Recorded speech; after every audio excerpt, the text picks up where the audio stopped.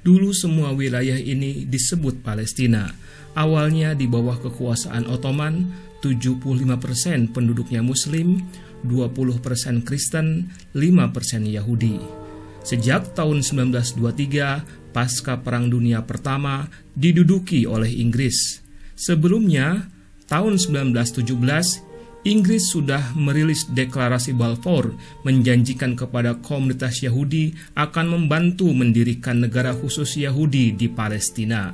Tahun 1947, PBB merilis resolusi 181 membagi dua wilayah ini, sebagian untuk negara khusus Yahudi, sebagian untuk warga Arab Palestina.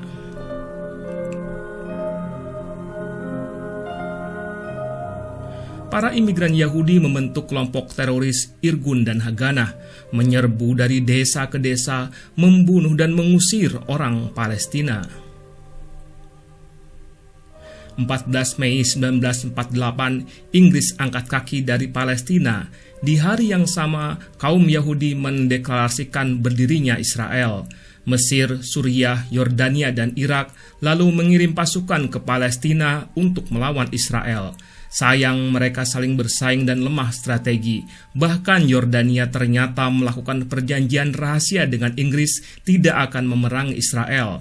Sementara itu Israel didukung kekuatan besar dunia, Amerika Serikat, Inggris, Soviet. Tahun 1949 dilakukan gencatan senjata. Ditetapkan garis hijau sebagai pemisahan wilayah antara Israel dengan kawasan Arab Palestina.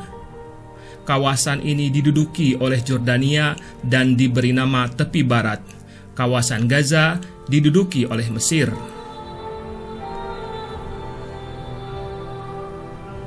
Ketegangan terus terjadi antara Israel dan Mesir. Mesir melarang kapal Israel melewati perairannya. Tahun 1956, militer Israel menyerbu Mesir untuk merebut Sinai, tapi berhasil diusir.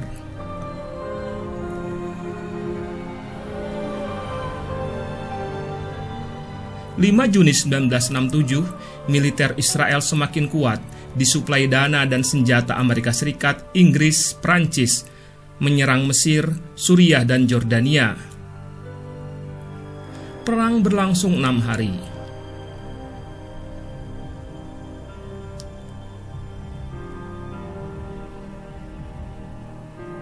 Negara Arab kalah telak, 40.000 warga sipil tewas dibom. Sinai milik Mesir, Golan milik Suriah, Gaza dan tepi barat seluruhnya jatuh ke tangan Israel.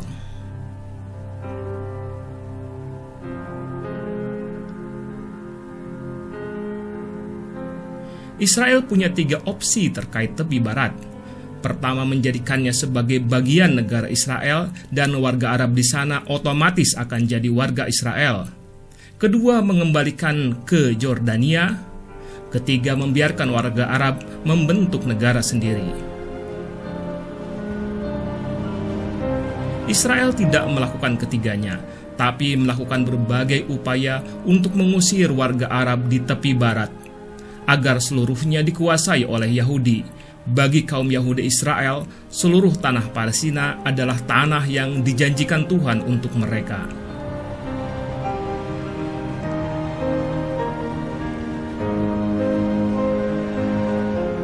Tepi barat dulunya disebut Yudea dan Samaria, yang dianggap kaum Yahudi tanah warisan nenek moyang mereka. Yang dilakukan oleh Israel kemudian mendirikan permukiman Yahudi di kawasan tepi barat.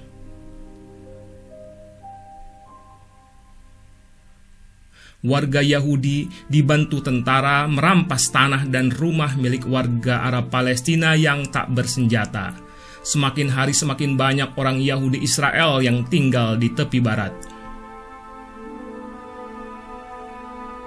Hal ini melanggar Konvensi Jenewa dan berbagai resolusi PBB yang melarang tentara Israel melakukan kekerasan dan mendirikan permukiman di kawasan yang didudukinya. Tahun 2016, PBB kembali merilis resolusi yang mengecam berlanjutnya pembangunan permukiman Israel di tepi barat. Israel sama sekali tidak mematuhi semua resolusi PBB itu. Mereka selalu memandang bahwa mereka punya hak untuk kembali ke tanah nenek moyang. Sementara itu, dunia internasional termasuk PBB memandang status hukum Israel atas tepi barat adalah sebagai tentara pendudukan atau penjajah. Tapi karena dunia hanya sebatas mengecam, orang-orang Israel terus membangun permukiman di sana.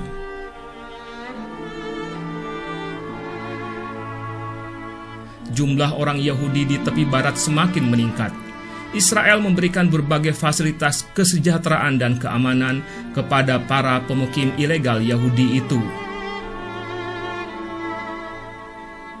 Mereka membangun jalan, menghubungkan permukiman dengan wilayah Israel, di saat yang sama menghalangi akses lalu lalang warga asli, merampas kebun dan tanah warga asli. Wilayah berwarna biru adalah kawasan permukiman Yahudi dengan segala fasilitas infrastrukturnya. Wilayah warna hijau muda adalah kawasan yang didiami warga Arab Palestina.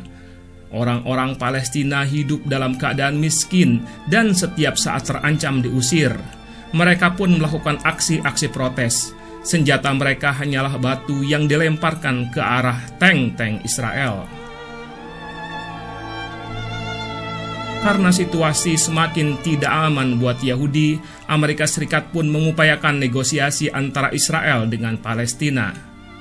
Tahun 1990, Perjanjian Oslo ditandatangani oleh Yitzhak Rabin dan Yasser Arafat dimediasi Presiden Clinton. Isinya, Arafat mengakui negara Israel. Israel setuju dibentuk pemerintahan otoritas Palestina dipimpin Arafat dan tepi barat dibagi 3. Wilayah A seluas 18%, Palestina diberi kekuasaan penuh baik pemerintahan maupun militer. Wilayah B seluas 22%. Di sini secara administrasi dikelola otoritas Palestina, tapi secara militer dikontrol oleh Israel. Wilayah C seluas 60% dari seluruh tepi barat, sepenuhnya dikuasai Israel. Disinilah permukiman-permukiman ilegal Yahudi itu berada. Ini adalah wilayah paling subur di tepi barat. Israel bebas lalu lalang dari permukiman lewat jalan-jalan khusus untuk orang Yahudi. Jalan tol dibangun langsung menuju kawasan Israel, sementara orang Arab sangat dipersulit untuk bepergian.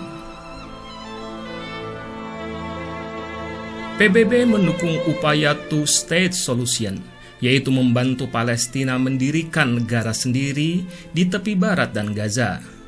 Tetapi dengan semakin banyaknya orang Israel yang menduduki tepi barat, solusi ini semakin sulit direalisasikan.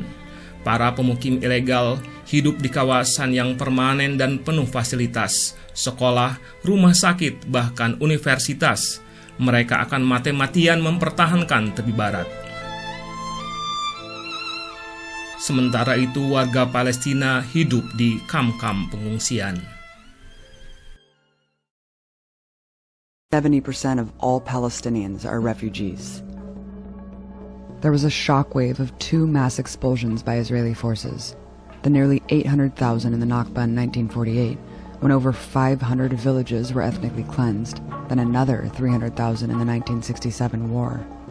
But that number only continued to grow. Today, there are more than 7 million displaced Palestinians worldwide. Most fled to neighboring Arab countries as refugees.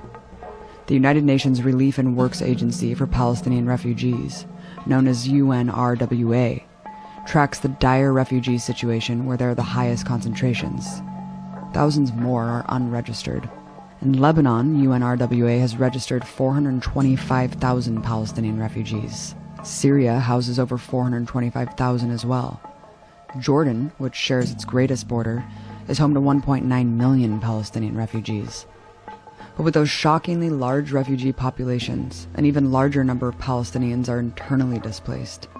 More than 2.2 million Palestinians are refugees in their own country, blocked in violation of international law, from returning to the land they lived just miles away from, packed into camps.